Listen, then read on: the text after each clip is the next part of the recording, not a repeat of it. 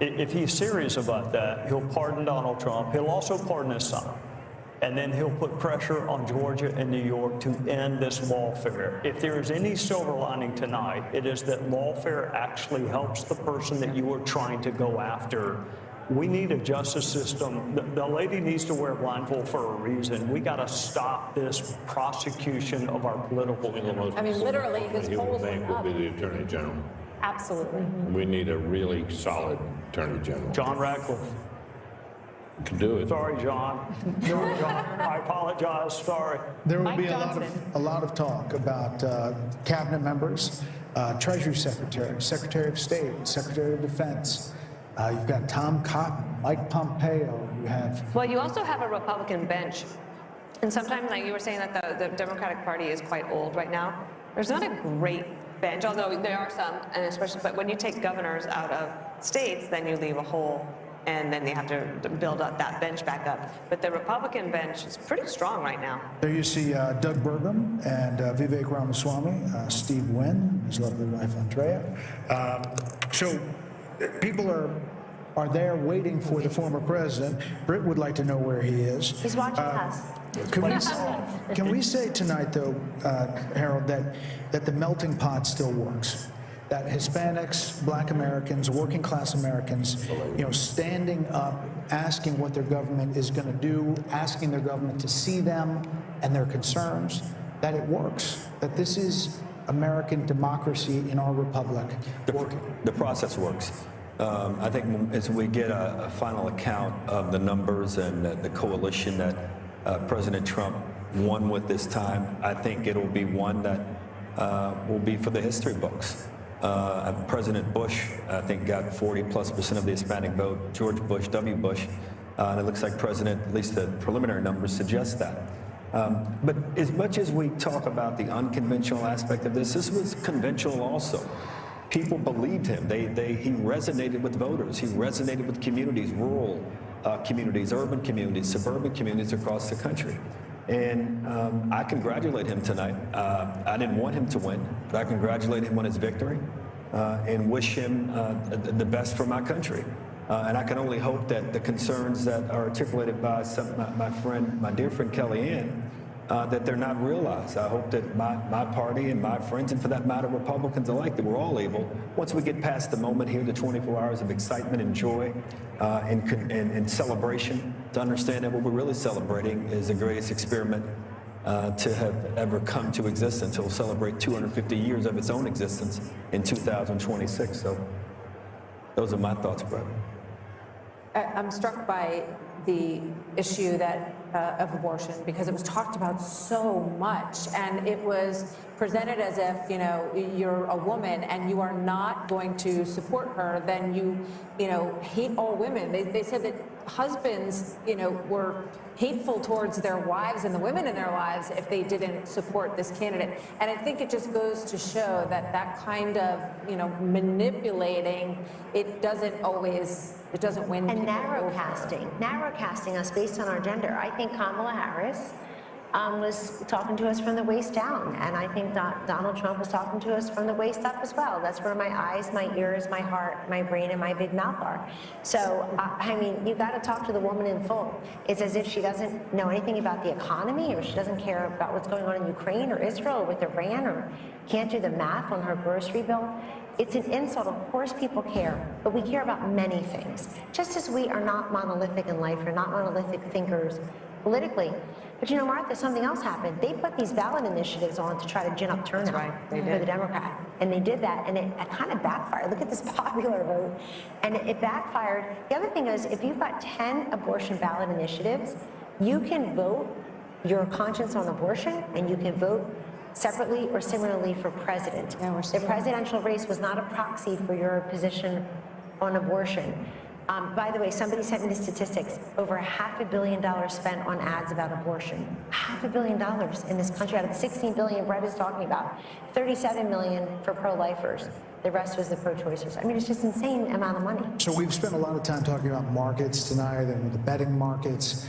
Trey, at this point, it's at about 66% that Republicans hold on to the House as their ticking down the possibilities, and they look at these coattails with not only the popular vote, but what could be and is shaping up to be an electoral college landslide.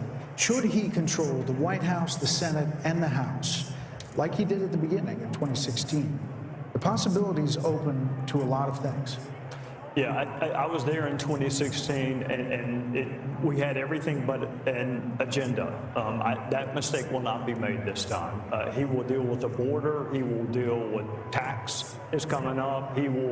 There is a plan being formulated by Mike Johnson right now, and John Thune or John Cornyn or whoever becomes the majority leader. The mistakes of 2016, I think we were surprised that he won. I'm not saying he was surprised, but others were surprised.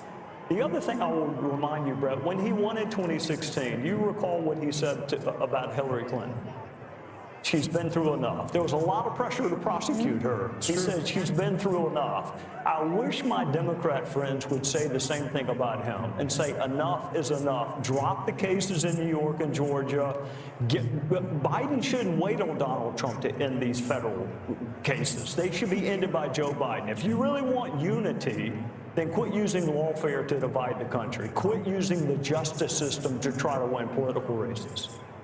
We are still following these Senate races, and as we wait for the former president, by the way, there's Nigel Farage there talking in the crowd there. Britt, this is remarkable in that some of these races were not even suspected to be close, expected to be close. Mike Rogers, he was a long shot at one point against Alyssa Slotkin. Good candidate. In Michigan, good candidate. Strong candidate. Former chairman of the House Intelligence Committee. Right. Track record. But Sam Brown was left essentially, he was not going to win. He was not on anybody's list. Nope. Likely switching. Not getting much money or attention. No, but I think he's a competent candidate. Once again, we have. By the way, there's Sam Brown right there, 48.1 to 47.2, 80% in over Jackie Rosen. How much do you- It renews our understanding that candidate quality matters. Yeah. In this cycle, Republicans in the Senate races in particular fielded some pretty darn good candidates that gave them a shot in states where Republicans often face an uphill battle. And the fact that, it looks like it won't be just a squeaker, there might be a little margin there for Republicans in the Senate is testament to that. Let's see where Wisconsin is, guys. Can we put up Havdi in Wisconsin?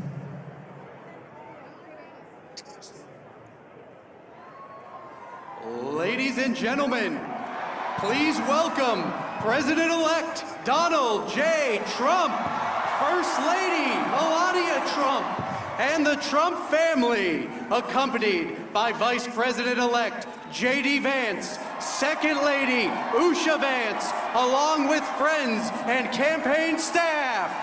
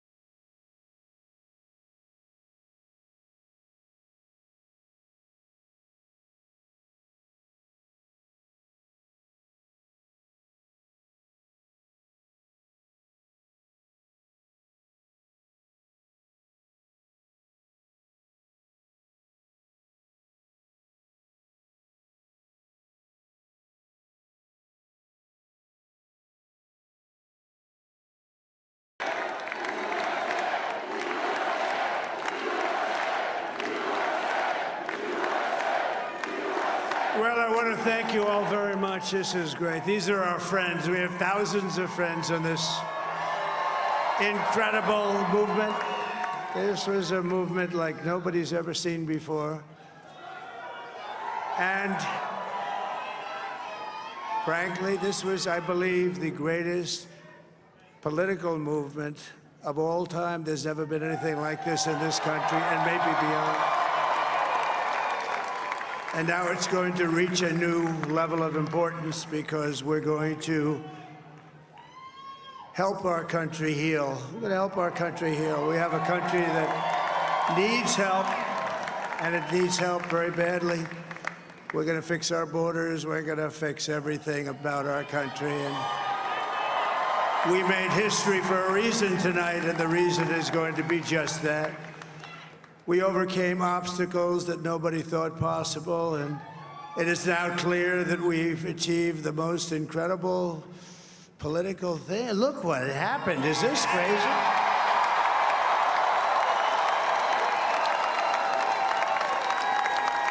But it's a political victory that our country has never seen before, nothing like this. I want to thank the American people for the extraordinary honor of being elected your 47th president and your 45th president.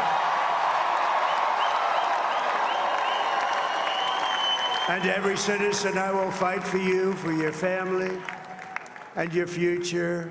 Every single day, I will be fighting for you, and with every breath in my body, I will not rest until we have delivered the strong, safe, and prosperous America that our children deserve and that you deserve. This will truly be the golden age of America. That's what we have to have. This is a magnificent victory for the American people that will allow us to make America great again. And in addition to having won the battleground states of North Carolina, I love these places, Georgia, Pennsylvania, and Wisconsin, we are now winning in Michigan, Arizona, Nevada, and Alaska, which would result in us carrying at least 315 electoral votes, but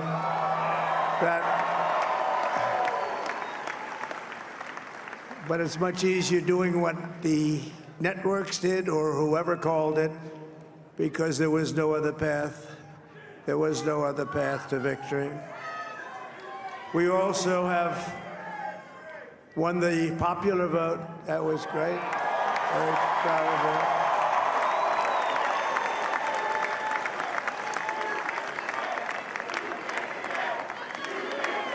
Thank you.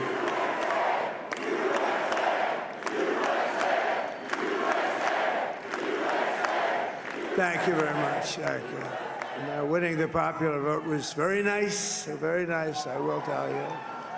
It's a great feeling of love. We have a great feeling of love in this very large room with unbelievable people standing by my side. These people have been incredible. They've made the journey with me, and we're going to make you very happy. We're going to make you very proud of your vote.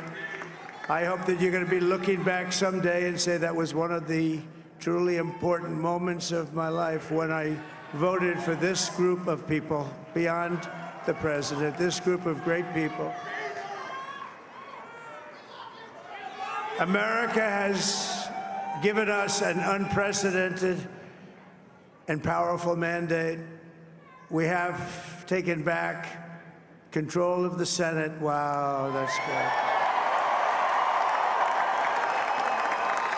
And the Senate races in Montana, Nevada, Texas, Ohio, Michigan, Wisconsin, the great Commonwealth of Pennsylvania, were all won by the MAGA movement. They helped so much.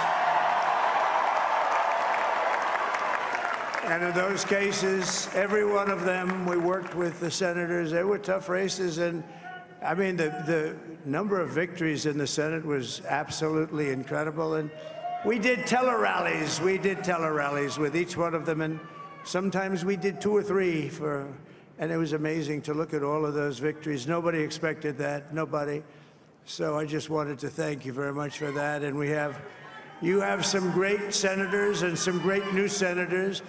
And it also looks like we'll be keeping control of the House of Representatives.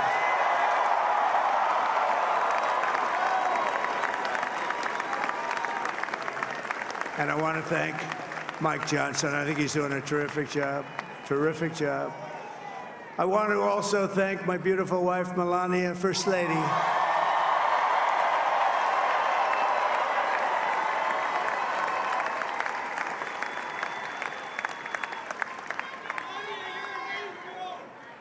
Who has the #1 best-selling book in the country. Can you believe that?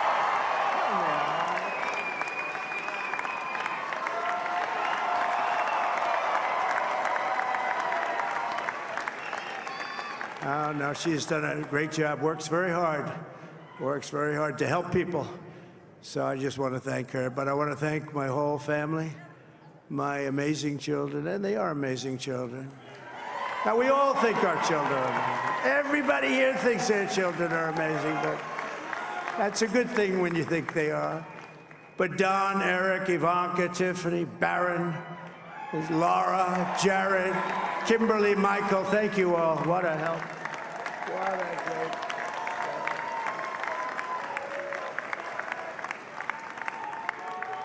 My father-in-law, Victor, is tremendous, and we miss very much Melania's mother, Amalia. We miss Amalia, don't we, huh? She would be very happy right now, standing on this stage. She'd be so proud. She was a great woman, that one. Beautiful inside and out. She was a great woman. I want to be the first to congratulate our great, now I can say, Vice President-elect of the United States, J.D. Vance.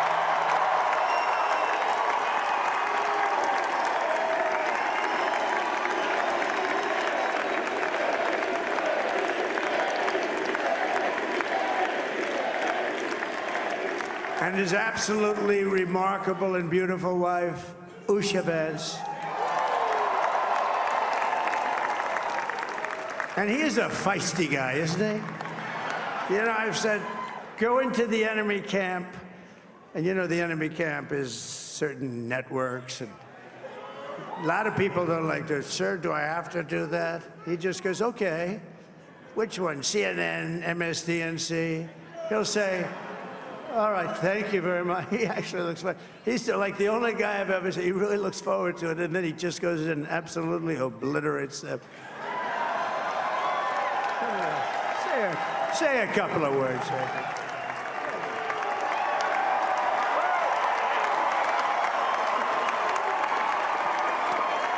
Wow.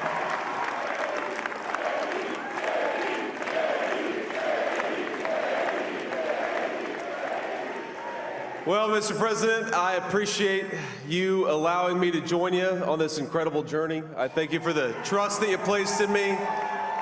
And I think that we just witnessed the greatest political comeback in the history of the United States of America.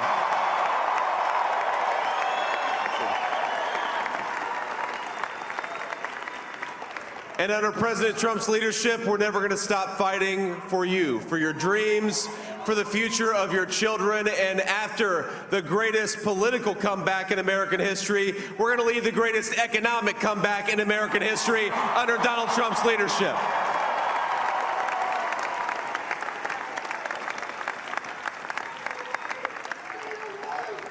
Thank you very much. He's turned out to be a good choice. I took a little heat at the beginning, but he was, I knew the brain was a good one, about as good as it gets. And we love the family, and we're going to have a great 4 years, and we're going to turn our country around, make it something very special. It lost that little thing called special. We have to make it so. We're going to make this so great. It's the greatest country and potentially the greatest country in the world by far, and right now we're going to just work very hard to get all of that back. We're going to make it the best it's ever been. We can do that. If we had to wait longer, I don't know, it was going bad, and it was going bad fast. We're going to have to seal up those borders, and we're going to have to let people come into our country. We want people to come back in, but we have to let them come back in, but they have to come in legally. They have to come in legally. Let me also express my tremendous appreciation for Susie and Chris, the job you did. Susie, come here. Come here, Susie. Chris, come here, Chris. Susie likes to stay sort of in the back, let me tell you. The Ice Maiden, we call her the Ice Maiden. Come on, Chris. Come here, Chris. Susie likes to stay in the background. She's not in the background. Come here, Susie.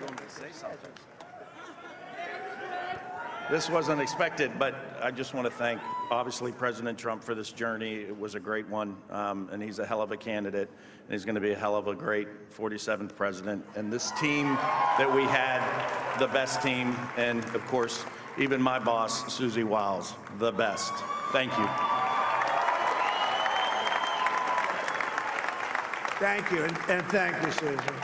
Look at her, she's shy. I've never seen her be shy before. Susie, they're great. Everybody up here is great. Everybody up here is very special. But the Trump, who did you say? Oh, let me tell you, we have a new star. A star is born, Elon. Now he is. Now he's an amazing guy. We were sitting together tonight. You know, he spent 2 weeks in Philadelphia and different parts of Pennsylvania campaigning. You know, he sent the rocket up 2 weeks ago, and I saw that rocket, and I saw it coming down. I saw it. It was, when it left, it was beautiful, shiny white. When it came down, it didn't look so pretty. It was going 10,000 miles an hour, and it was burning like hell. I said, what happened to your paint job? He said, we've never made a paint that could withstand that kind of heat. And, but I saw it come down and turn around. And it was, you know, it's like 22 stories tall, by the way. It looks a little smaller than that, but it's big. And it came down, and you saw that fire burning. And I'm saying, only Elon can do this. It must be an Elon. And I tell the story. I told it last night. I had a man on the phone. I had the screen muted, no sound. I was talking to a very important man, happens to be here. And that very important guy, one of the most important people in, I would say, the country, actually. But, you know, I was president, and now it looks like I was going to be maybe president again, so I figured I could ask him to hold. So I asked him to hold. And because, especially because you're going to be president again, they hold. So I took the phone down, and I'm looking at the screen. I'm seeing this crazy thing that's going around and coming down. It looks like it's going to crash into the gantry. And I said, oh, no. And I said, do me a favor, do you mind holding for a couple of minutes? I want to see this. I thought it was a space-age movie or something. I put the phone down. Bad part, I didn't pick it up for 45 minutes, and he was holding.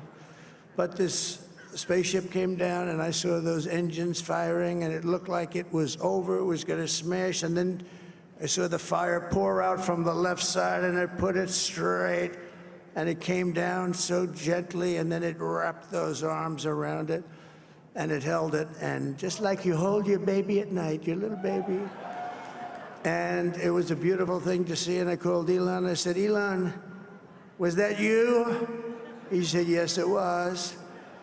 I said, who else can do that? Can Russia do it? No. Can China do it? No. Can the United States do it other than you? No, nobody can do that. I said, that's why I love you, Elon, that's great.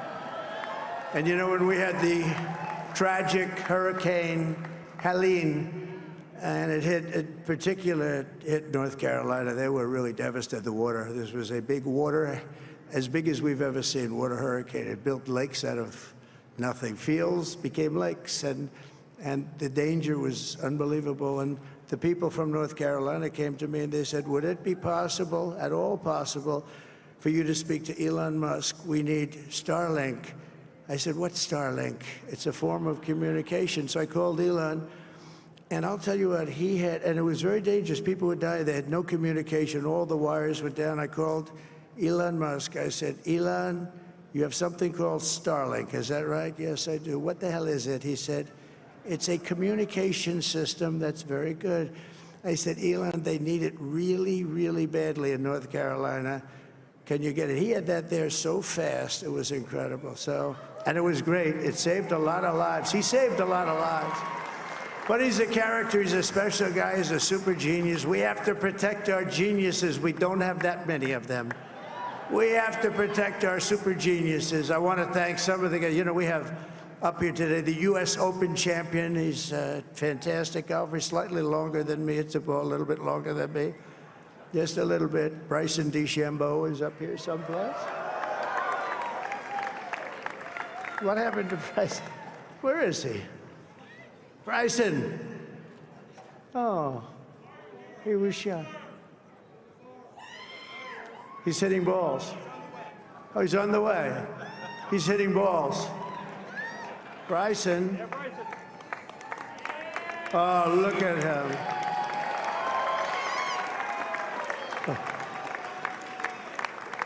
He's got a great career going. Great U.S. Open, Bryson. That's a fantastic job. And we also have a man, Dana White, who has done some job. He's a tough guy.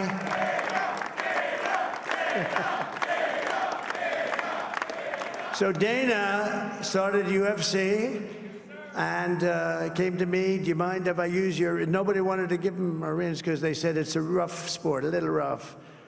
And I helped him out a little bit, and I went, and they said, this is the roughest sport I've ever seen, but I began to like it, and he loved it, and nobody's done a better job in sports. And you know, he's a very motivational kind of a guy, what he does. He gets these fighters, and they really go at it, and it's become one of the most successful sports enterprises anywhere at any time. It's doing so well. I'd like to ask Dana just to say a couple of words, because people love to hear from him. Dana,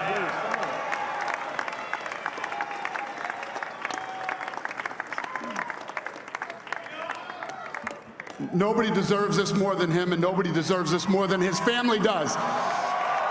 This is what happens when the machine comes after you. What you've seen over the last several years, this is what it looks like. Couldn't stop him. He keeps going forward. He doesn't quit. He's the most resilient, hard-working man I've ever met in my life. His family are incredible people. This is karma, ladies and gentlemen. He deserves this. They deserve it as a family. I want to thank some people real quick. I want to thank the Nelk boys, Aiden Ross, Theo Vaughn, Bustin' with the Boys, and last but not least, the mighty and powerful Joe Rogan. And thank you, America. Thank you. Have a good night.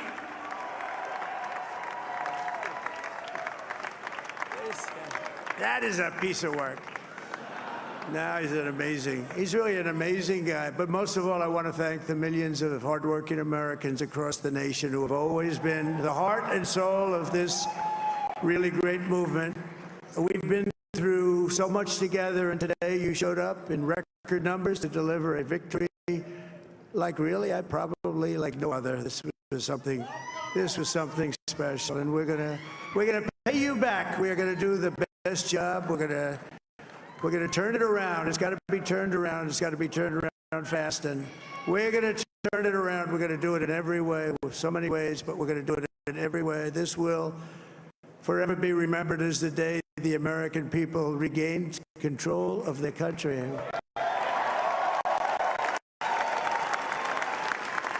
So I just want to say that on behalf of this great group of people, these are hardworking people, these are fantastic people, and we can add a few names like Robert F. Kennedy Jr. He came in. And he's going to help make America healthy again.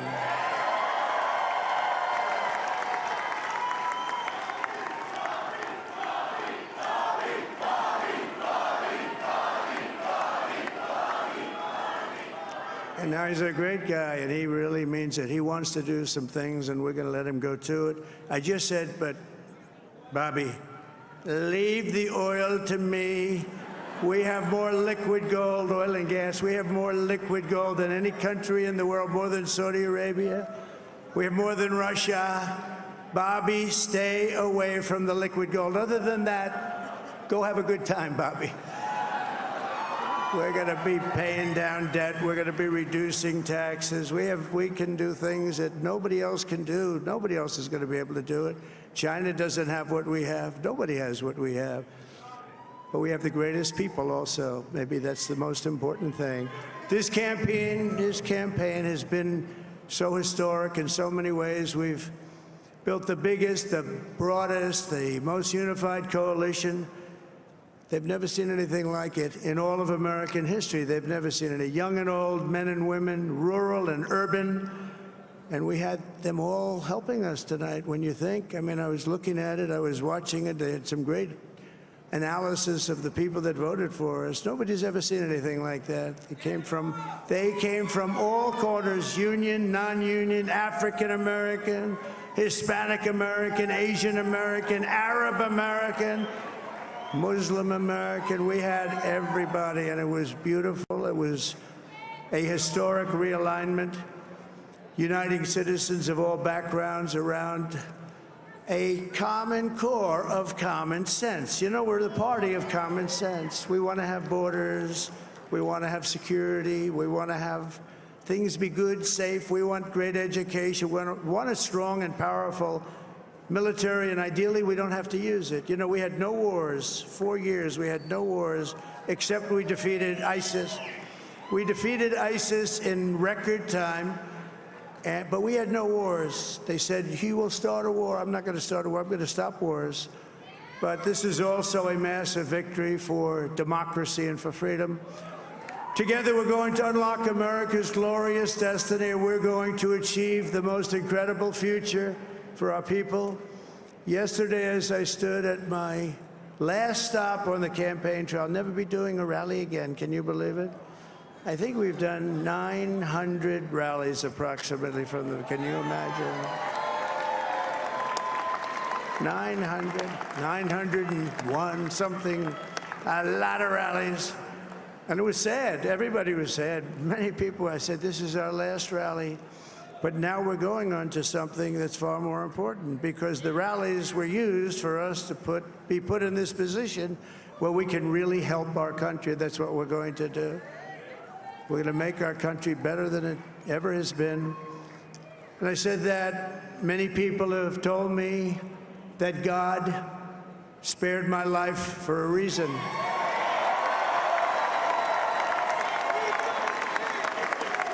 And that reason was to save our country and to restore America to greatness. And now we are going to fulfill that mission together. We're going to fulfill that mission.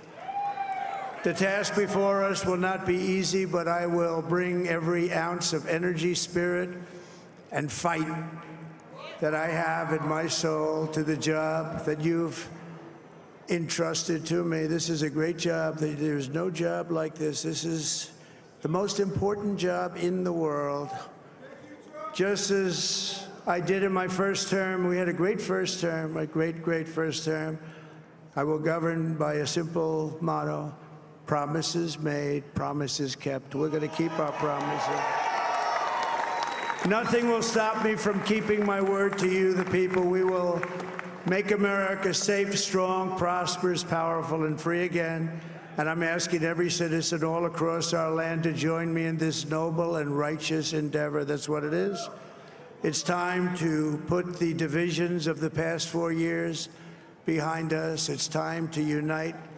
And we're going to try, we have to try, and it's going to happen. Success will bring us together. I've seen that. I saw that in the first term. When we became more and more successful, people started coming together. Success is going to bring us together, and we are going to start by all putting America first. We have to put our country first for at least a period of time. We have to fix it. Because together we can truly make America great again for all Americans. So I want to just tell you what a great honor this is. I want to thank you. I will not let you down. America's future will be bigger, better, bolder, richer, safer, and stronger than it has ever been before. God bless you, and God bless America. Thank you very much. Thank you. Thank you very much.